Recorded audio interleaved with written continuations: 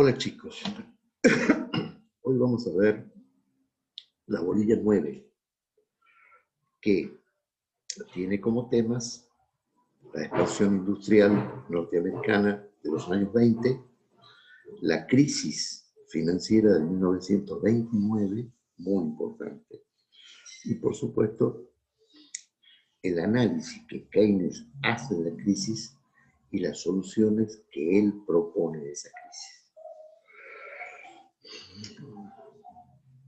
Muy bien.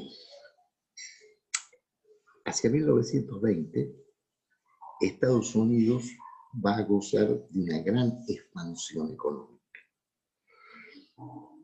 El abaratamiento del automóvil, fundamentalmente de los automóviles Ford, y la evolución tecnológica que hace que se creen muchos bienes de consumo durables, o sea, los bienes tecnológicos para el hogar, hace que la vida norteamericana empiece a cambiar en el sentido en que se empieza a consumir esos bienes durables que la liberan a la mujer en gran medida, de las tareas que tenía que realizar hasta ese momento en su hogar. Lavar ropas, heladeras y otras tecnologías. Los norteamericanos empiezan a comprar esos bienes. Hay una gran expansión de la demanda. Los empresarios empiezan a considerar la posibilidad de expandir sus plantas industriales para expandir la oferta y poder igualar a esa demanda creciente. Y para eso empiezan a cotizar en bolsa. O sea, las empresas están dispuestas para crecer, obtener financiamiento mediante la venta de acciones, o sea, de cuotas partes de la propiedad de la empresa. O sea, para que la empresa se expanda suficientemente, es buen negocio renunciar a una parte de la propiedad, porque siempre es más importante ser dueño de una parte de una gran empresa que ser dueño total de un kiosco. En consecuencia, empiezan a cotizar en bolsa. Los financistas encargados de vender esas acciones empiezan a crear en todo Estados Unidos agencias de bolsa, donde hay operadores de bolsa que empiezan a asesorar a aquellos que quieren comprar acciones. Las acciones empiezan a subir. El norteamericano medio, que antes no estaba interesado en este mercado, porque normalmente el mercado accionario es un mercado restringido, donde solamente participan los conocedores del funcionamiento de la bolsa. Los ciudadanos comunes empiezan a interesarse y empiezan también a comprar acciones.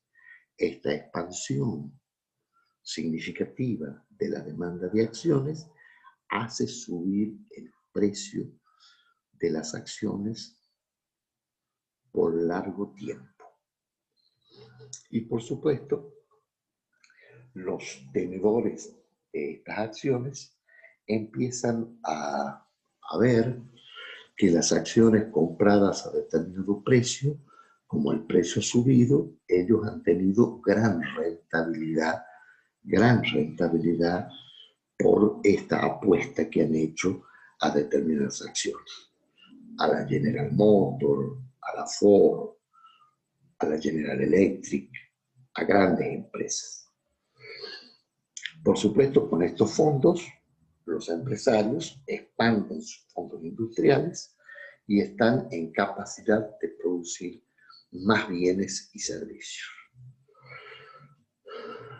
Ahora bien, esto empieza a generar una ilusión. Todos los norteamericanos empiezan a creer que mediante la compra de acciones van a obtener rentas que no provienen del trabajo, sino que provienen de la especulación. A punto tal que para comprar más acciones empiezan a pedir créditos. Los operadores de bolsa les otorgan créditos, se endeudan los compradores de acciones y empiezan a comprar acciones a plazo, con la idea de que si la acción sigue subiendo, con el beneficio de esta suba, van a pagar el crédito, van a pagar los intereses de ese crédito y se van a quedar todavía con el beneficio del paquete accionario.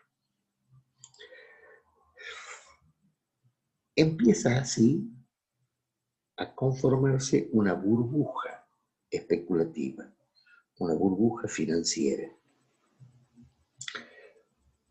Nadie controla que la expansión accionaria, que la expansión en términos del precio de las acciones, respondan a la real expansión de la economía, de la producción. O sea, economía especulativa, sector financiero, empieza a divorciarse de la real eficacia del sector real de la economía. Hasta el 23 de octubre de 1929. Por factores que no se conocen claramente, ese día se acelera la venta de acciones, los tenedores de títulos empiezan a venderlos, el valor de las acciones caen, se reúnen los dueños de bancos, aportan 200 millones de dólares para comprar acciones y para sostener el precio de las acciones. Sin embargo, las acciones siguen cayendo. Se venden millones de títulos en poco tiempo. Y en consecuencia, las ganancias que se habían obtenido y aún el volumen de inversiones que se habían hecho en comprar estas acciones se evapora. Miles de millones de dólares desaparecen, grandes fortunas son destruidas y los que habían tomado créditos para comprar acciones no pueden desembolsar los créditos, no pueden pagarlos. En consecuencia, los bancos embargan propiedades, pero a estas propiedades, cualquiera sea su precio, no las pueden vender a nadie, porque la gente en realidad empieza a aterrorizarse, o sea, se produce un fenómeno de pánico especulativo, y en consecuencia los bancos empiezan a cerrar. ¿Por qué? Porque entran en quiebra, no pueden hacer efectivos los créditos que han dado, en consecuencia tampoco pueden responder a los ahorristas que han depositado sus pesos en esos bancos. Se dice que aproximadamente 2.000 bancos norteamericanos quiebran. Los empresarios además se dan cuenta que la ampliación de su producción no se ha podido colocar porque ha habido un desplazamiento del consumo los norteamericanos han dejado de consumir bienes para empezar a consumir acciones. En consecuencia, todo ese flujo que antes se distribuía en distintos mercados de bienes y servicios se ha concentrado en el mercado especulativo de la bolsa. Cuando se dan cuenta que se le acumulan los stocks de bienes que han producido y que no pueden colocar en el mercado, también los empresarios entran en pánico, despiden obreros, porque si han producido, si tienen sobreproducción, ¿para qué van a volver a producir la misma cantidad en el nuevo ciclo económico?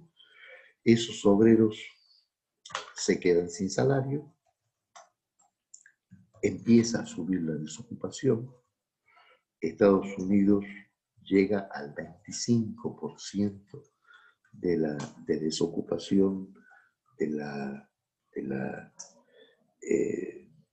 de su población económicamente activa, o sea, un número altísimo. Millones de obreros, casi 9 millones de obreros en paro, que no tienen salario,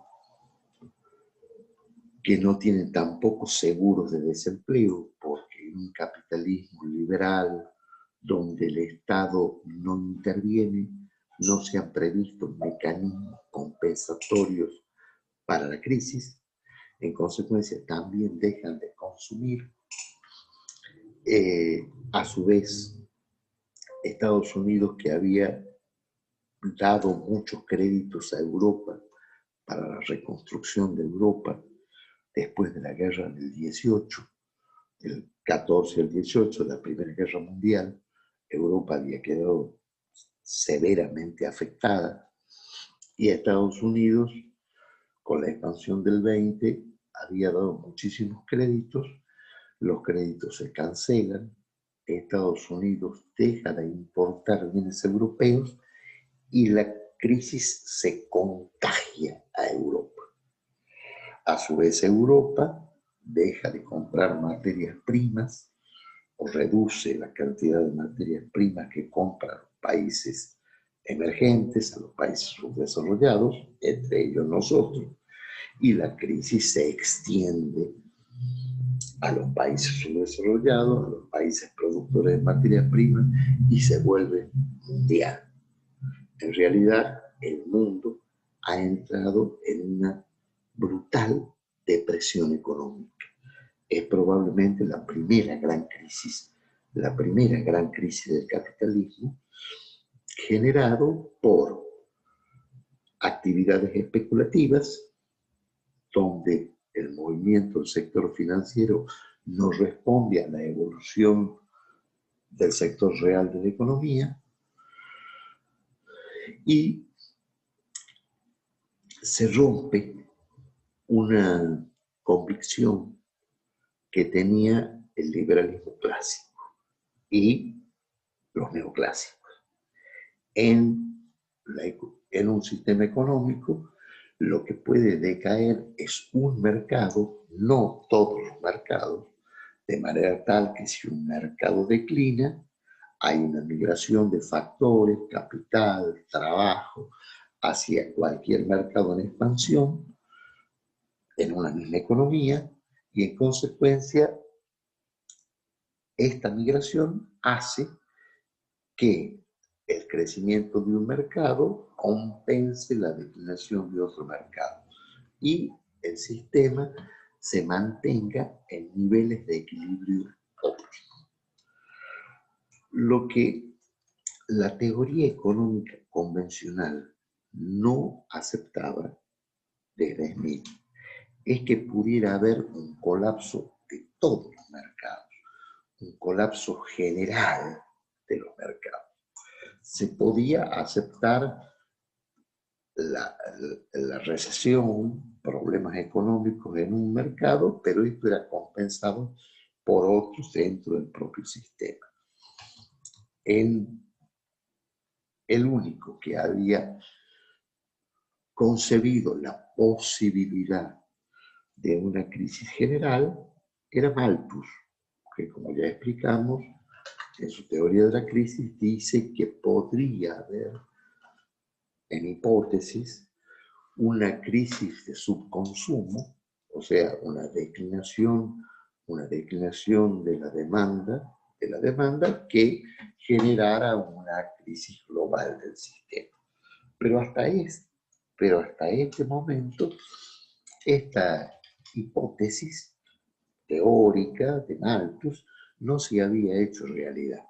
En consecuencia, aparentemente, la economía convencional, el capitalismo clásico, las ideas liberales del funcionamiento del mercado, o sea, mercado libre, competencia y no intervención del Estado, no tenían instrumentos técnicos ni ideas teóricas claras para poder enfrentar este tipo de crisis nueva a la que le proponía la realidad.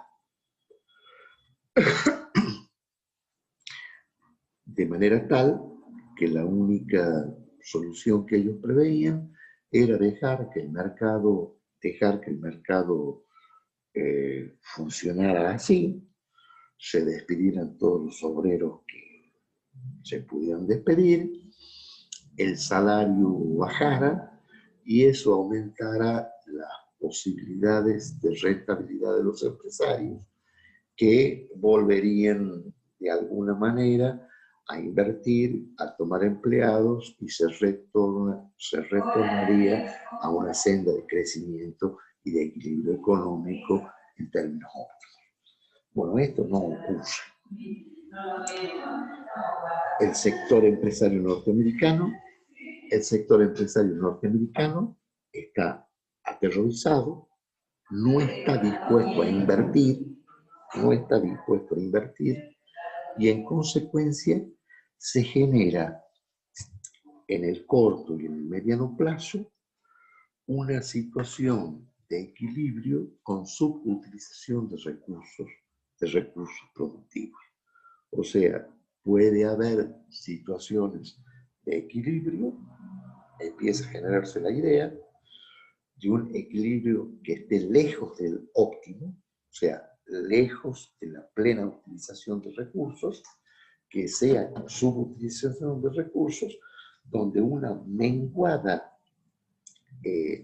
demanda efectiva o demanda global sea igualada por una menguada oferta global, estas se equilibran, pero este equilibrio esté muy por debajo de la plena utilización de la capacidad productiva de la nación.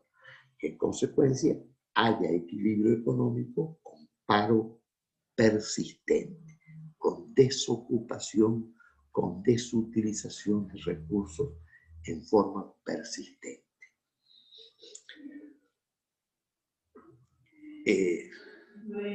Para la teoría clásica, esto era imposible. No hay, en la teoría clásica, no hay paro que no pueda resolverse con una baja de los salarios y una recomposición del sector trabajo mediante mayores inversiones, mayor toma de gente y un restablecimiento de la plena ocupación. Bueno, acá no.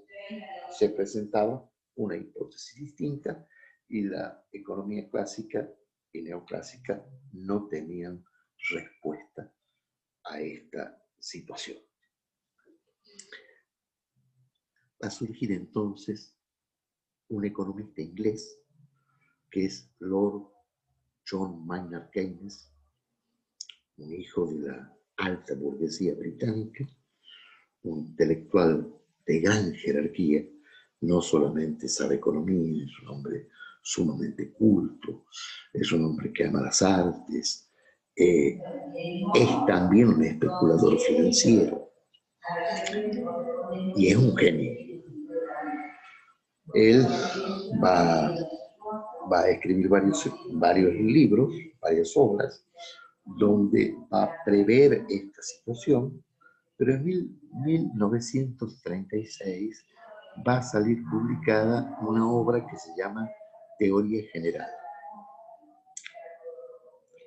La teoría general del empleo, de la ocupación, del empleo y el dinero,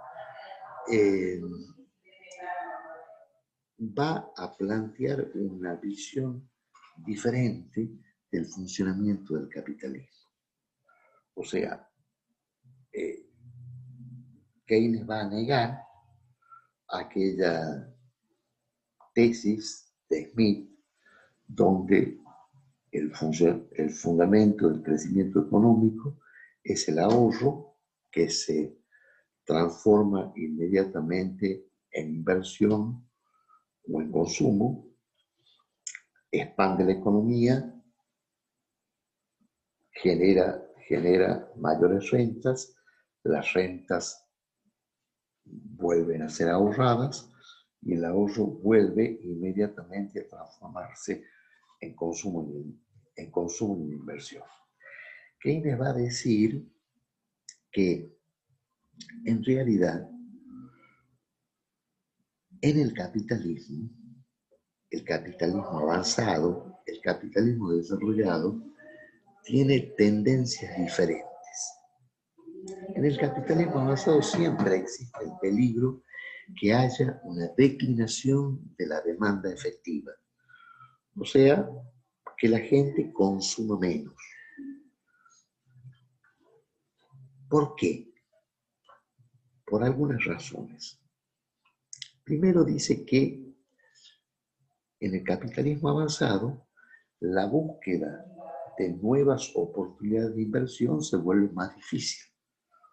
Porque en el capitalismo avanzado, donde se han producido mucha inversión, las inversiones más rentables ya han sido realizadas.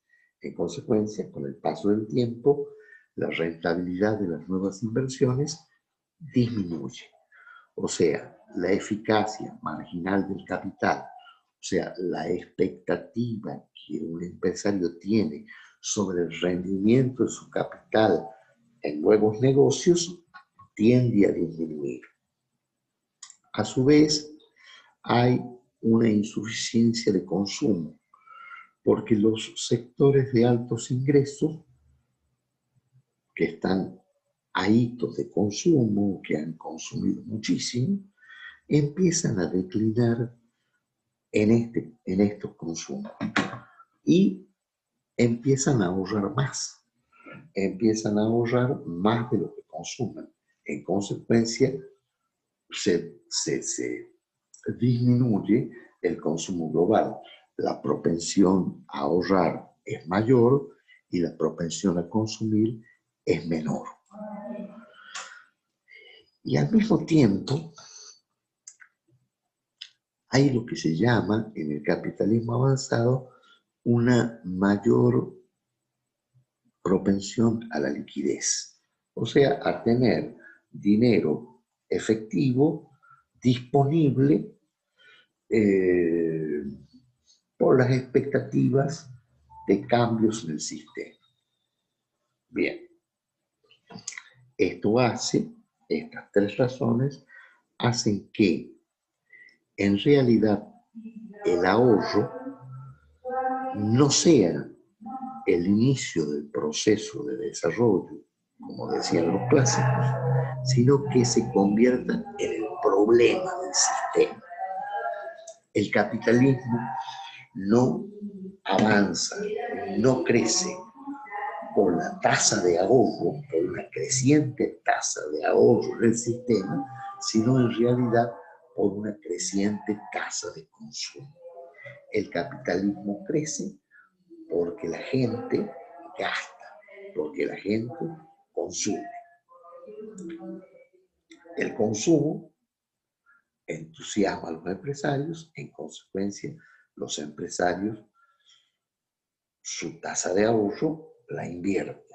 Al invertir, crece el número de empresas, crece su tamaño, crece la ocupación genera salarios, el salario genera más consumo. Es el consumo, no el ahorro, el problema. Ahora bien,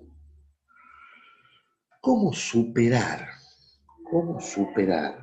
esta situación de receso económico profundo cuando los actores económicos están aterrorizados por lo que ha pasado? Los que han perdido están en quiebra y los que algo han recuperado no están dispuestos a arriesgar su capital por todo lo que han visto. En consecuencia, el sector privado, las expectativas del sector privado son muy negativas y no están dispuestos a hacer crecer la tasa de inversión para que el capitalismo vuelva a funcionar. A su vez, en los sectores asalariados hay millones de trabajadores sin trabajo y en consecuencia sin salario, y en consecuencia tampoco pueden consumir, en consecuencia tampoco pueden, ese consumo tampoco puede volverse el incentivo del crecimiento empresario. Si el sector privado tiene poco para hacer, en consecuencia el sistema no se va a recuperar y se va a mantener en un bajísimo nivel de actividad económica, y esta insuficiencia de la demanda efectiva se va a tornar crónica. La única solución es que el Estado intervenga masivamente en la economía. El Estado debe reemplazar por su acción positiva frente a la gestión económica, o sea, la intervención del Estado masivo, es la única que va a poder iniciar de nuevo el funcionamiento del sistema. ¿Cómo se hace? Keynes dice, bueno, miren, lo dice como metáfora, por supuesto. Hay muchos desocupados. Si hay que poner a cavar un pozo a millones de hombres por la mañana y que lo tapen por la tarde, se debe hacer. Porque el problema acá, el problema del sistema, no es la productividad del factor, no es la productividad del trabajo, no son los resultados creativos del trabajo, sino es la posibilidad de, mediante ese trabajo ficticio, ponerle dinero a la gente en el bolsillo para que la gente vuelva a consumir. Lo importante es pagar salarios, aunque el trabajo no sea suficientemente productivo, no sea eficiente. ¿Y cómo lo debe hacer?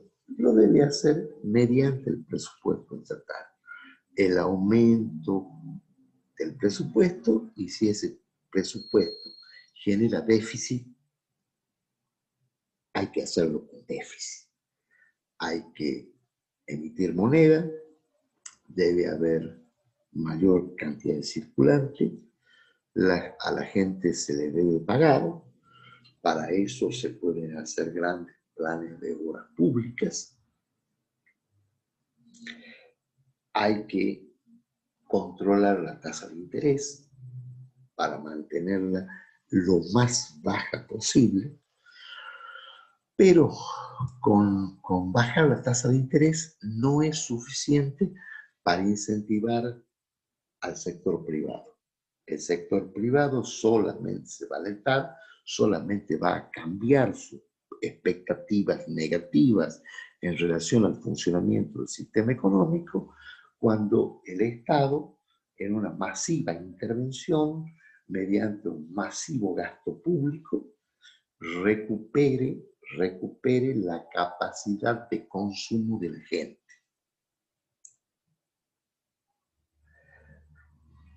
¿Y en el bolsillo de quién, dice Keynes, hay que colocar el dinero? Malthus había dicho que lo que había que incentivar era el consumo de los ricos, porque los ricos eran los que gastaban más en consumo suntuario, en bienes de consumo muy caros. Y en consecuencia eso movilizaría la economía. Keynes dice, no.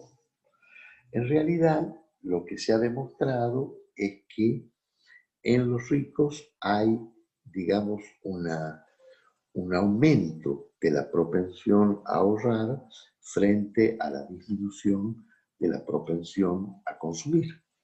En consecuencia, lo que hay que hacer es colocar dinero en el bolsillo de los pobres, porque los pobres tienen una baja propensión a ahorrar, porque nunca han podido ahorrar, y tienen además muchas necesidades insatisfechas. En consecuencia, al verse con dinero, lo primero que van a hacer es consumir, no van a ahorrar. Lo primero que van a hacer es consumir. ¿Por qué? Porque tienen muchas necesidades insatisfechas desde mucho tiempo atrás. En consecuencia, ese sector, además de ser un sector mayoritario, es el sector que más rápidamente va a aumentar el consumo, o sea, va a aumentar la demanda global y esa demanda global va a incentivar el crecimiento de la oferta, va a restablecer el funcionamiento del aparato productivo que por supuesto ha colapsado. Muchas empresas no es que hayan vendido sus máquinas, sino que están rindiendo al 50% de su capacidad instalada. ¿Qué hay que hacer? Hay que incentivar la demanda, para que la oferta vuelva a funcionar a pleno. O sea, la capacidad instalada del sistema industrial, del sistema productivo, empiece a funcionar a pleno. Y en consecuencia, se recupere el empleo genere mayor renta, esa renta se vuelca al consumo y de nuevo, crezca la demanda global y eso tire a la oferta y la iguale en un equilibrio óptimo, o sea, con plena utilización de los recursos productivos. Por supuesto, también para que la gente consuma hay que incentivar la propaganda. El capitalismo contemporáneo, esto ya lo saben ustedes, con la propaganda no se limita a decir las características objetivas de un producto, sino que va a mecanismos emocionales más profundos y además es creador de nuevas necesidades. La propaganda también va a ser un gran instrumento para restablecer la dinámica del sistema.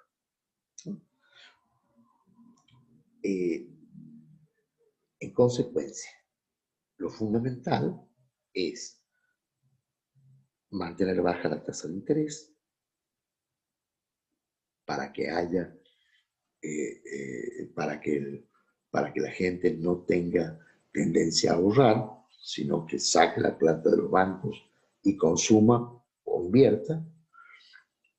El Estado debe intervenir activamente en la economía, aún provocando déficit fiscal, debe haber mayor emisión monetaria para que haya liquidez en el sistema, para que la gente pueda gastar, ¿no? Hay que alentar la propaganda y eso de alguna manera incentivará de nuevo al sector privado, que volverá a integrarse productivamente al sistema económico y lo hará crecer nuevamente. Bien, por supuesto, esto de provocar déficit fiscal o gastar más de lo que ingresa por impuestos era una verdadera herejía económica. Abandonar el equilibrio fiscal, o sea, la igualdad entre la entrada y la salida, entre los ingresos y los gastos, era una herejía para la economía convencional, pero con Keynes se vuelve un instrumento de política económica. O sea, la política monetaria y la política fiscal, o sea, el gasto público y la emisión monetaria, se van a volver instrumentos fundamentales para alentar la economía y hacerla salir de una vez por todas de la recesión, que por supuesto en Estados Unidos persiste desde 1929 a 1940. Fundamentalmente, se empieza a recuperar muy lentamente, pero la recuperación real que le da la razón a Keynes es cuando Estados Unidos es atacado por Japón y entra en la Segunda Guerra Mundial. Ahí Estados Unidos aumenta 10 veces su presupuesto nacional, se transforma en el presupuesto de guerra, y toda la industria se reformula productivamente para ponerla al servicio de la producción de guerra estadounidense. Aumenta ferozmente el gasto público, por supuesto se fabrican armas, barcos, aviones. Estados Unidos llega a fabricar un portaaviones por mes. O sea, este inmenso gasto público deficitario, es el que va a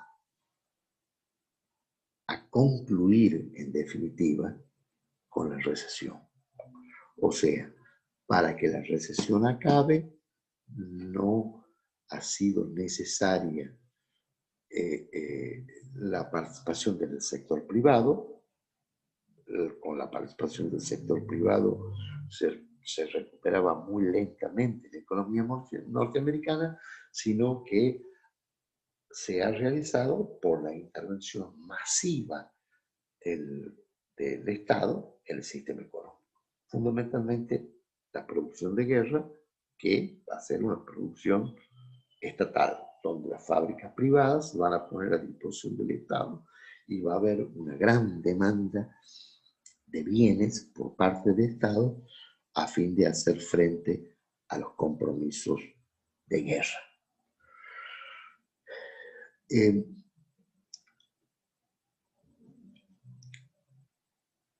Keynes, además, en la Segunda Guerra Mundial, de esto estamos hablando, va a participar activamente en la planificación de la economía británica para la guerra, que también se estatiza, y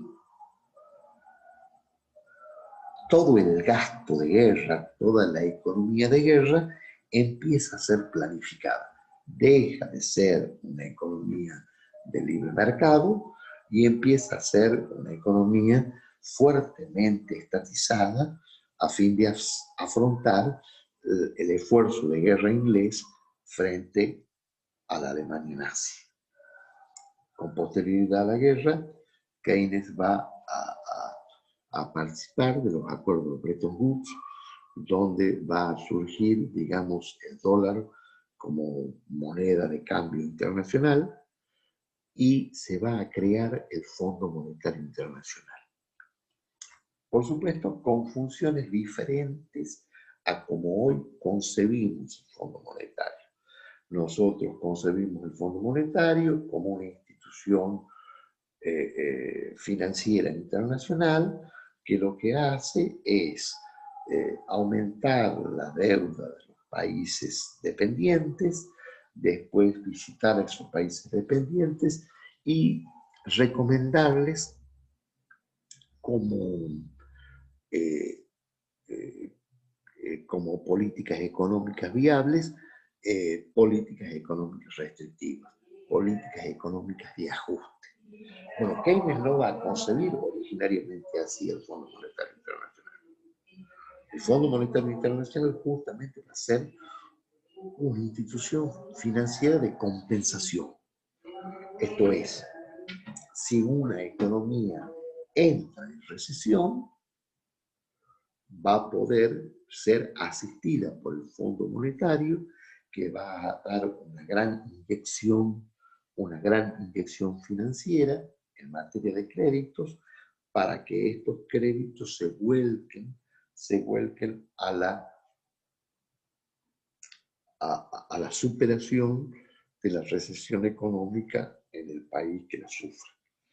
En realidad se tratan de créditos pagables, de créditos concebidos en su origen como muy manejables, donde el Fondo Monetario Internacional no tiene como objetivo hacer negocio con el país, sino asistirlo financieramente para mantener la economía occidental con alto nivel de actividad económica.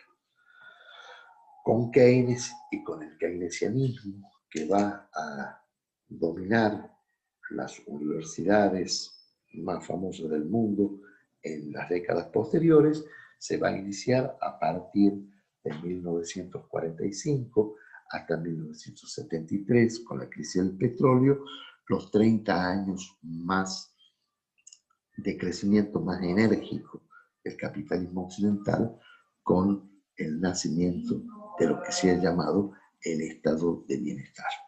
Muchas gracias.